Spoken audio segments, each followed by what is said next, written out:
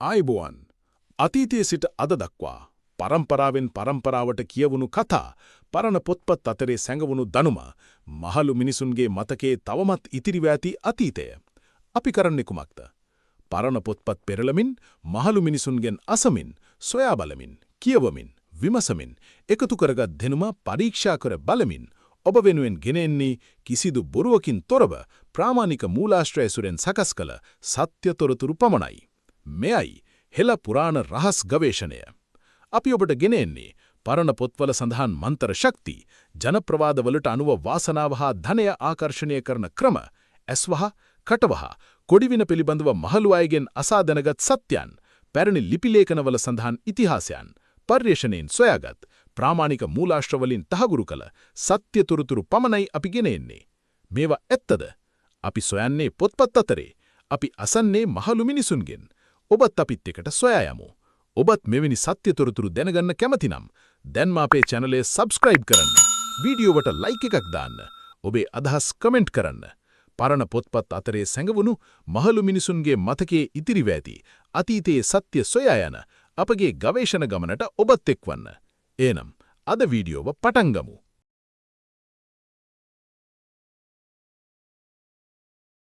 ආයුබෝවන්. හෙළ පුරාණ රහස් ගවේෂණයට ඔබව සාදරෙන් පිළිගන්නවා. ඔයා කවදා හරි හිතලා තියෙනවද? මට වෙන්නේ මගේ කර්මය නිසාද? අතීතයේ කරපු වැරදි නිසා මගේ ජීවිතය මේ විදිහටද? එහෙනම් මට වෙනස් වෙන්න බැරිද? අද අපි කතා කරන්නේ කර්මය වෙනස් කළ හැකිද? බුදුදහමට අනුව ඔයාගේ දෛවය වෙනස් කරගන්න පුළුවන්ද කියලා. කර්මය වෙනස් කරන්න පුළුවන්ද? බුදුදහමට අනුව දෛවය වෙනස් කරගන්නා මග. අපිට බලපාන්නේ අපි කරපු වැරදි කර්මයම විතරද? එතකොට අපිට අපේ ජීවිතය වෙනස් කරගන්න බැරිද? බුදුරජාණන් වහන්සේ දේශනා කළේ කම්මවාදයේ මිසක් පුබ්බේකත හේතුවාදය සියල්ල පෙර කර්මයෙන්ම සිදුවේ යන මතය නෙවෙයි.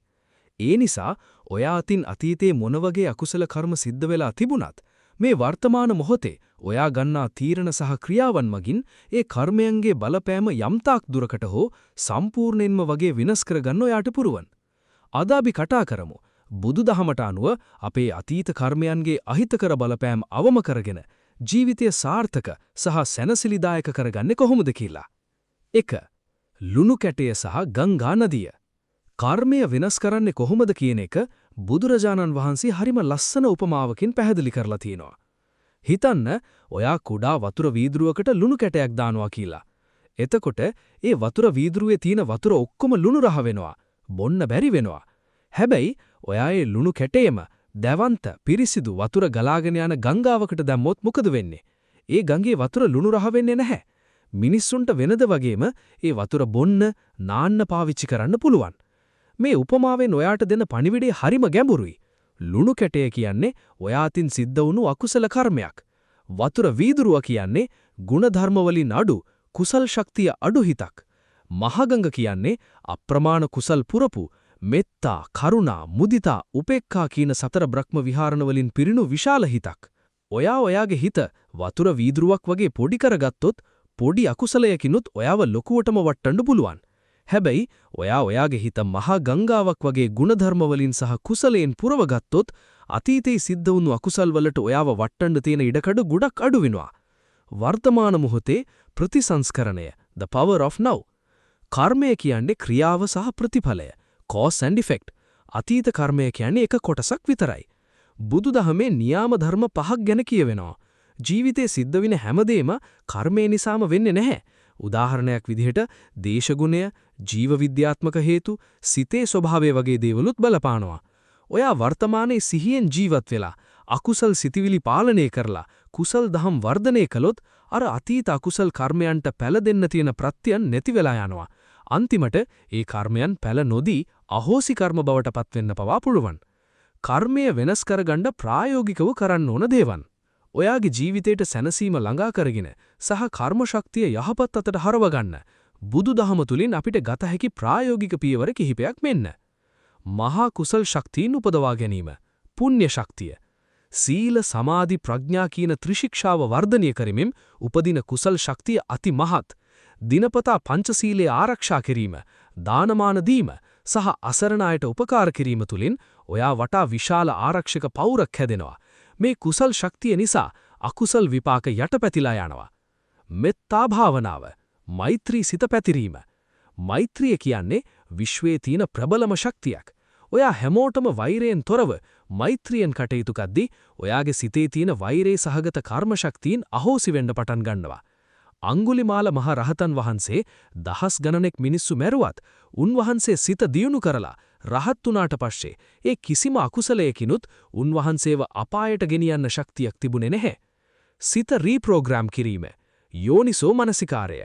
හැම වෙලේම වැරදි දේවල් ගැන, අතීතයේ සිද්ධ වුණු අමිහිරි දේවල් ගැන හිත ලැත වෙන්න එපා. ඒකෙන් වෙන්නේ ඔයා නැවත නැවතත් අකුසල් සිතිවිලි උපදවාගෙන අර පැරණි කර්ම ශක්තිය තවත් බලවත් කරන එකයි. ඒ වෙනුවට හැමදේම අනිත්‍යයි කියලා දකිමින් වර්තමාන මොහොතට හිත එකගන් කරගන්න.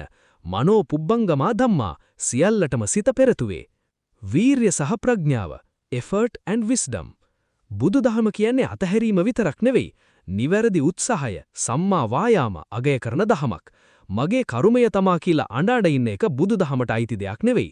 ඔයාට ප්‍රශ්නයක් ආපු වෙලාවට ඔයා ඒකට මුහුණ දෙන්න ඕනේ ප්‍රඥාවෙන් සහ වීර්යෙන්. ඔයාගේ අතීතේ ඔයා ලියලා ඉවරයි. ඒක වෙනස් කරන්න බෑ. හැබැයි ඔයාගේ අනාගතයේ තීරණය වෙන්නේ මේ වර්තමාන මොහොතේ ඔයා හිතන, කියන සහ කරන දේවල් මතයි. අතීතයේ මොන වැරද්ද සිද්ධ වුණත් අද ඉඳන් ඔයාගේ හිත ගුණධර්ම වලින් පුරවලා මහා ගංගාවක් වගේ විශාල කරගන්න. වර්තමානයේ යහපත් කුසල් දහම් වර්ධනය කරමින් ජීවිතයේ සාර්ථකත්වයට සහ ආධ්‍යාත්මික සුවයට දක්ෂව මෙහෙවන්න ඔයාට පුරුවන්. ඔයාගේ දෛවයේ සැබෑ නිර්මාතෘවා ඔයාමයි. රහසකි. මෙම ක්‍රමය නිවරදිව විශ්වාසයෙන් යුතුව භාවිතා කිරීමෙන් ඔබේ ජීවිතයේ යහපත් වෙනසක් ඇති කරගත හැකි බව අපි විශ්වාස කරනවා.